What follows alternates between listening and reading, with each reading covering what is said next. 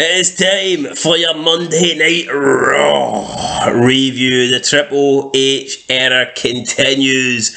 I was excited. Who are we going to get tonight? Are we going to get The Fiend? Are we going to get Bray Wyatt? The genius, the creative mind. What character are we going to see from him? Are we going to get Sasha Banks' hot fucking ass?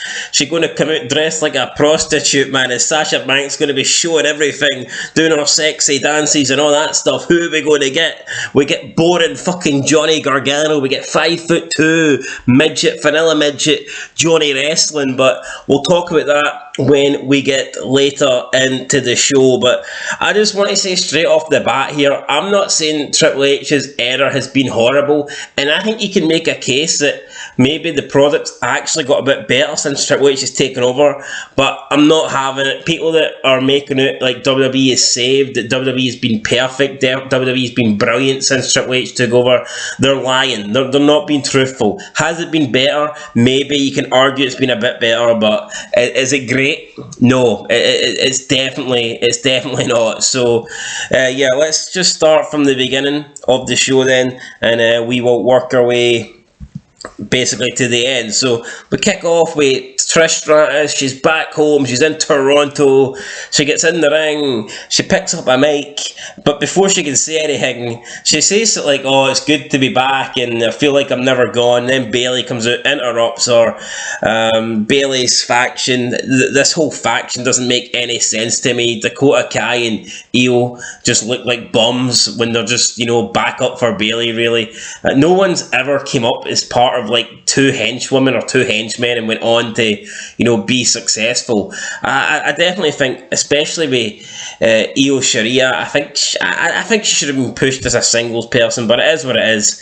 They're there, they've got the numbers advantage. Then Bianca comes out because Bayley basically says that Trish Stratus, this isn't your time anymore. You used to be your time, now it's not. Now it's our time. Just generic stuff that they always say to a legend. Nothing good here. Bianca comes out, sticks up for Trish Stratus, says that Bayley's not even in Trish Stratus' stratosphere. Well, don't worry, Bianca, you ain't in it either. I mean, you're not even as good as Bayley, so I don't know why she's coming out running her mouth. Then she says that Trish doesn't need her to speak up for her. Trish can speak for herself. Well, if that's the case, what are you doing here, Bianca? Why don't you just fuck off to the back and go and bore somebody else? Trish then says to Bayley, if Bayley keeps running her mouth, she can go from retired to was retired real fast. So insinuating that she can just come out of retirement and whip her ass. Bayley says, look around you, look at the numbers, we've got the advantage. And then, do they have the advantage? Because Trish says, well, maybe not. And then the next thing, we see Bliss and Asuka come out, so it's 4-on-3. But we don't get any sort of brawl, we don't get a fight. What we do get, though, is the next round in the Women's Tag Team Championship tournament is Bliss and Asuka versus Io and Kai. Probably the best thing about this match was Asuka calling Io a chicken, because they're about to, the two Asian chicks are about to get it on at the start. Io just tags out and then Asuka's like calling her, you chicken, and does like a wee chicken dance, you chicken. Oh, chicken. And it was like, what? I liked it. I mean, I thought that was the best part. I mean, it was an okay match, but it fucking dragged on. It was too long. Io and Kai end up winning, and I just look at this and I'm thinking, holy shit, Bliss is wasted, right? Let's be real. Let's not live in some sort of fantasy land. As a woman, your prime, your peak is not as long as a man's, for the pure fact is, like, women's careers heavily feature on looks and appearances. It is what it is, right? There's no point lying about it.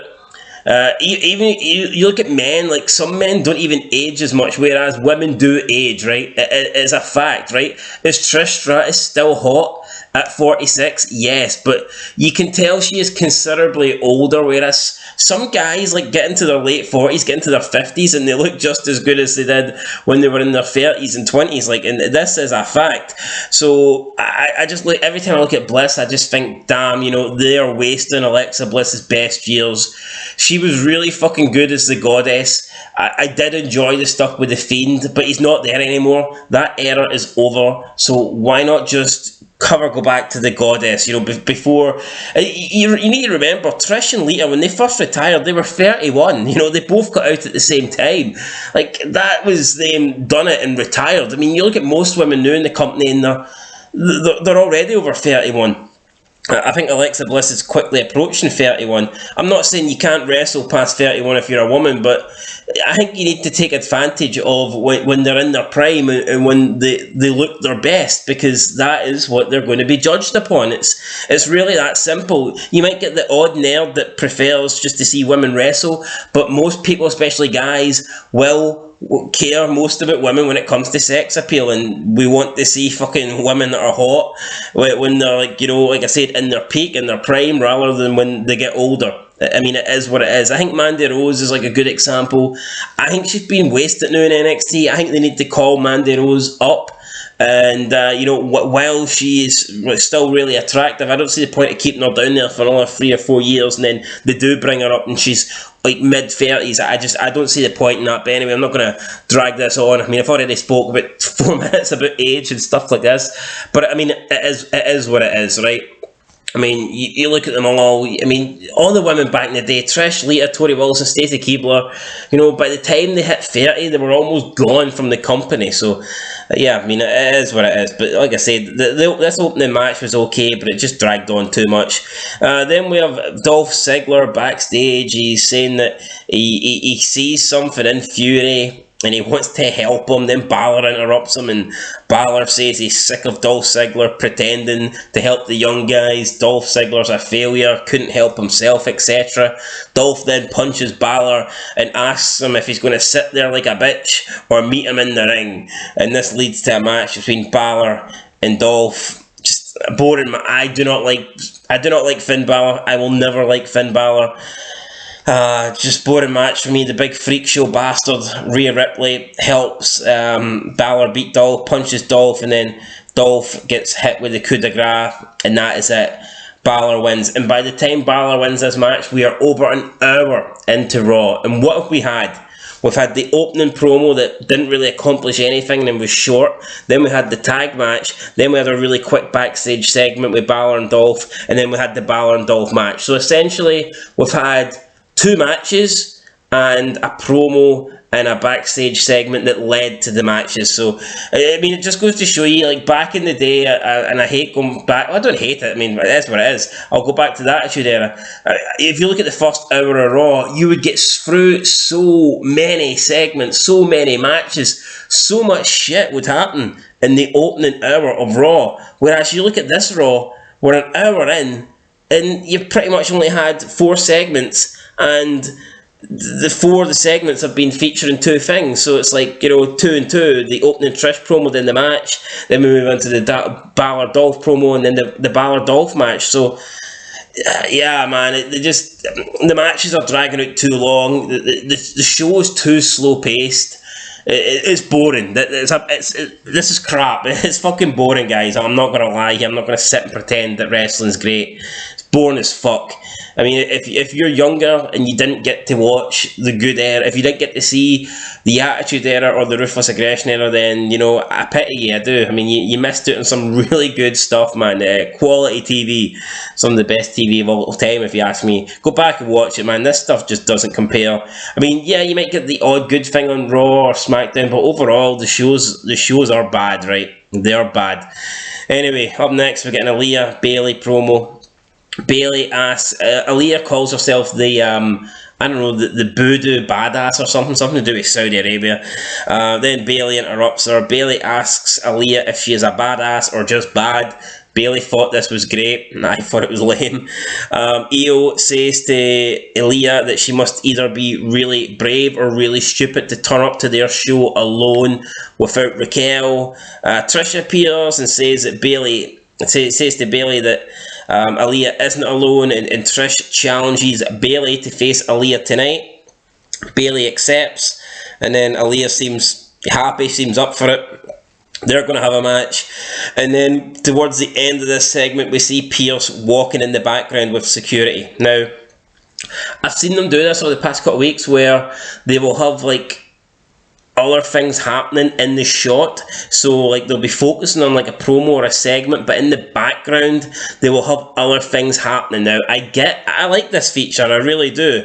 I understand it makes it feel more authentic, it makes it feel more real, it gives you that sort of live feeling that, you know, other stuff's happening in the background and it's not just all like, you know, scripted. I totally get that, but at the end of the day, it was Pierce just walking past with a couple of security guys. It's not great.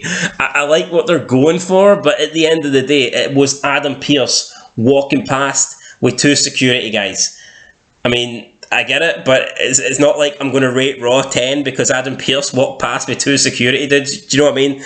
I like what they're going for here, but I mean, overall, it doesn't mean it's great, does it? Then we get the Alpha Academy Open Challenge. Gable comes out, basically runs down Canada, says there's nobody here that's capable of facing him. Owens comes out, accepts the challenge. Owens has got like a shirt, it's like KO and it's made up of duct tape or something on the shirt, whatever. So we're having the match, and I can't believe this. So Owens is about to do a powerbomb on the outside on the apron. He gets back body dropped onto the apron, and then it's followed up with a German suplex onto the apron. And I'm like, why the fuck would you do such a dangerous spot like this on free TV? If you're going to do a spot like this, at least make it count. At least have a match that's a rivalry, a match that means something. This was a stupid open challenge that meant nothing. And again, they're doing it on, this should be a big spot saved for like a pay-per-view match, not a spot on a match that no one will remember next week. That again, this is dumb. When I seen this spot, it just reminded me of AEW. Like the corner of the rings, the aprons, that's like the hardest part. That's the hardest spot of the fucking ring. And they're doing moves like it doesn't even matter. You know, this could easily be a serious injury. And again, back in the day, you just wouldn't have got this. You wouldn't have got Austin or Taker, you know, taking a move like this on the apron, because they know that fucking hurts, and they know that there's a real chance that they could, you know, cause themselves serious harm. And we're like, what is the point? It's like, if you get this shit, and you do get this a lot now, back in the day, you very rarely ever got it. And when you first got it, you're like, holy shit, that was a big moment, that was a big move onto the, you know, the apron of the ring apron. But now you get it, and it's like, it's just another spot. But it's stupid. It shouldn't be another spot. This should be like a serious thing that's saved for, like, you know, a big match where 2 guys are going. This should be like a turning point. This should be like a match ending sort of move. But now it's almost like a transitional move. It's fucking dumb. And when I seen this, I just thought, you know what, this would happen in AEW. So I don't know why they're doing this. Somebody needs to say something or do something, or just stop them before someone gets seriously hurt, paralysed, or, you know, even worse, who knows. I remember when they done it with Bryan, when Bryan came back, and they're like purposely powerbombing Bryan on the apron with his fucking neck, and it's like, are you for real? Are you dumb? Are you retarded? The answer to that is yes. Anyway, Owens wins. Then after the match, Otis tries to come in and attack him. Owens gets the upper hand. He ends up hitting the stunner on Otis. Then he hits a powerbomb on Gable on top of Otis. I get it. They want to push Kevin Owens totally. That's alright. I've no complaints with that. But the Alpha Academy at this stage are jobbers. And it's sad because, like, about 8 months ago, they're actually really entertaining. They're one of the best things on Raw. And they built up Otis as a bit of powerhouse. Like, he was like a genuine threat. And you know, he never really lost. You always felt like he was going to be a difference maker.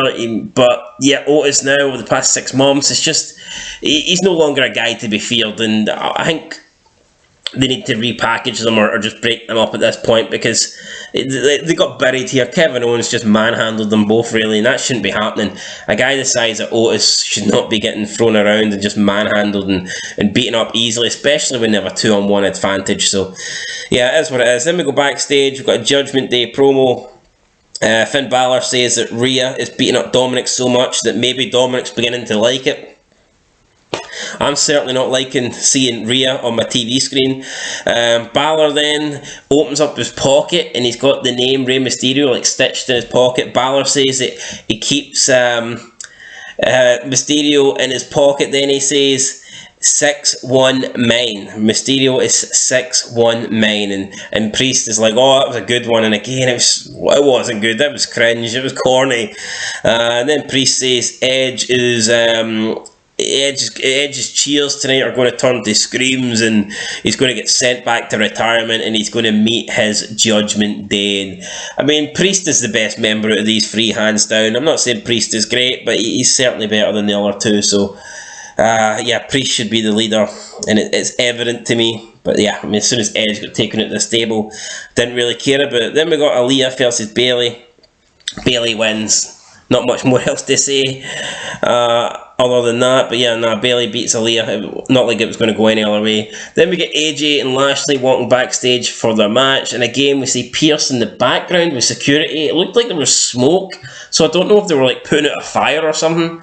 And I guess this one's a slightly more interesting because, like I said, there was smoke and maybe there was a fire or something like that. But again, you know, there's not. I like what they're doing here, you know, but it's not fantastic. You know, it's not like, holy shit, did you see Raw when AJ and Lashley were walking backstage and Pierce was behind them with security? Do you know what I mean? It's not like this ain't going to go down as one of the best moments of fucking Raw. Definitely not. But again, like I said, I kind of do like what they're doing here.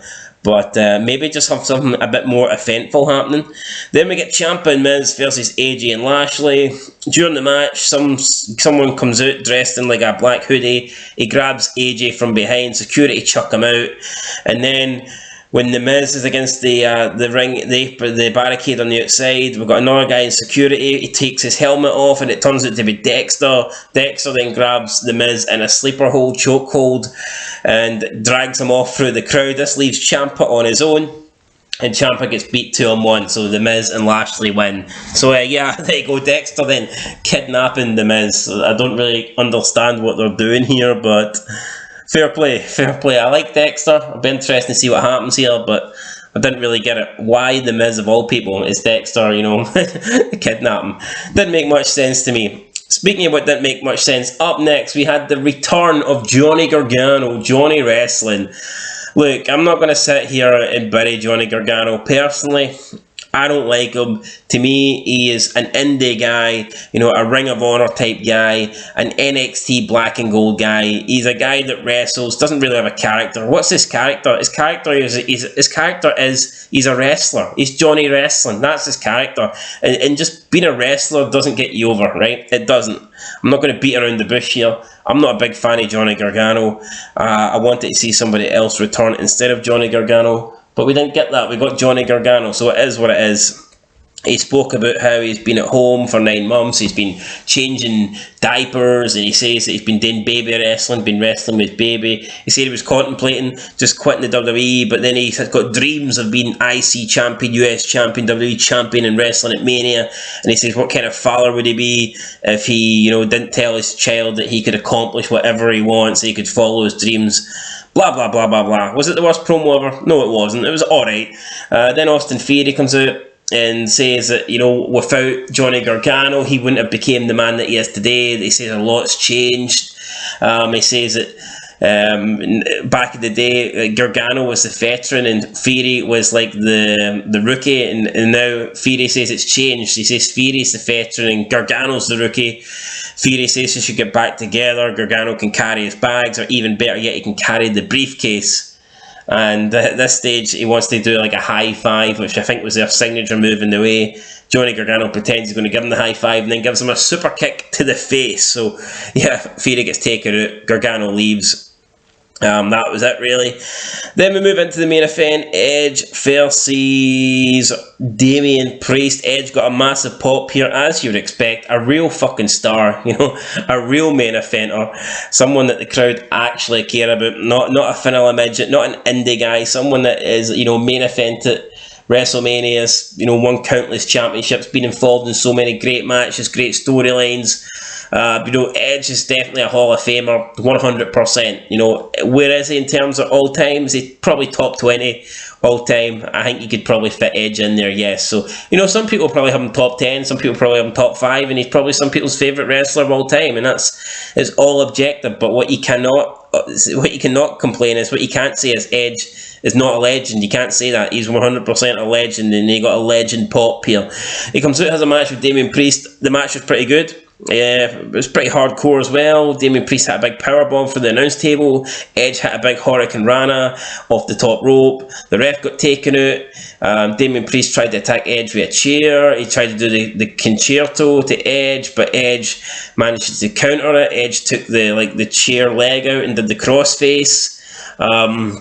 And then Damian Priest got back in control. He went to hit Edge with the chair, but Edge caught him with a spear, and he picked up the win. Then after the match, Edge gets the victory. Edge is victorious, goes to hit Damian Priest with a concerto, but that big fucking man-looking woman comes in. Rhea Ripley punches Edge in the nuts with her big man arms, and that must have hurt. And then Balor off the top rope, coup de grace on Edge. It's 3-on-1. Then out of nowhere, Beth Phoenix, who was at ringside, jumps in with the chair, and Balor and Priest have to pull Rhea Ripley away. And I guess now that there's a woman involved, we can actually finally get somebody attack Rhea Ripley, because for weeks and weeks she's just been going around beating up the men, beating up Mysterio, beating up Dominic, punching Dolph Ziggler earlier, hitting Edge in the nuts tonight, and it's been annoying that no one will just turn around and, where's Randy Orton when you need him? Just to RKO that bitch. Seriously, where is he? But yeah, Beth Phoenix got in the ring, so maybe they're going to do something. Who knows? Survivor Series, could it be Beth and Edge versus Balor and Rhea? Maybe. But Raw goes off there with Edge getting back to his feet with a chair, and you've got Beth with a chair, and you've got the Judgment Day, retreating. And yeah, guys, that was pretty much it. So, overall, was it a horrible Raw? No, but I liked the main event. My problem was the matches before that, they just dragged on. It was overdone. All the matches were really long tonight. Apart from the Bayley Aaliyah match, every match went 15-20 minutes. And it's just too long for Raw and SmackDown. I think the main event, I have no problem with a main event going 20 minutes, but the matches beforehand shouldn't go 20 minutes. You shouldn't be getting a Raw with 4 or 5 matches going 15-20 minutes. That's just not the case.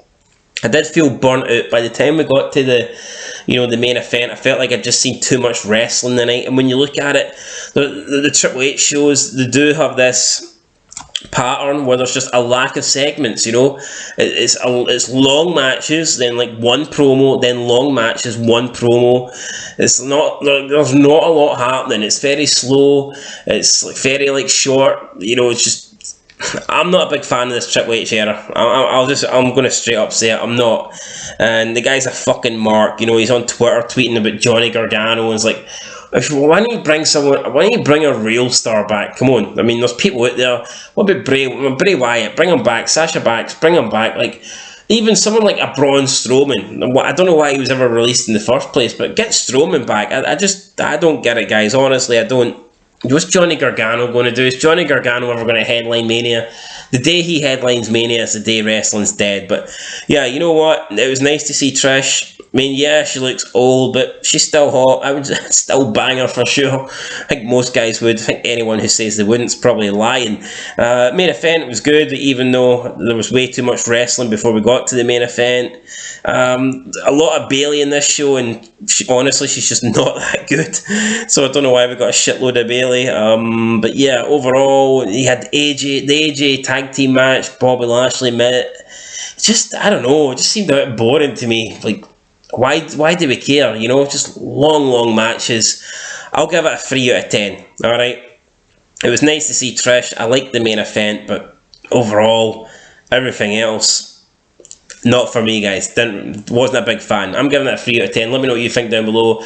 Make sure you leave a like, comment, subscribe. I'll catch you in the next one, and until then, peace.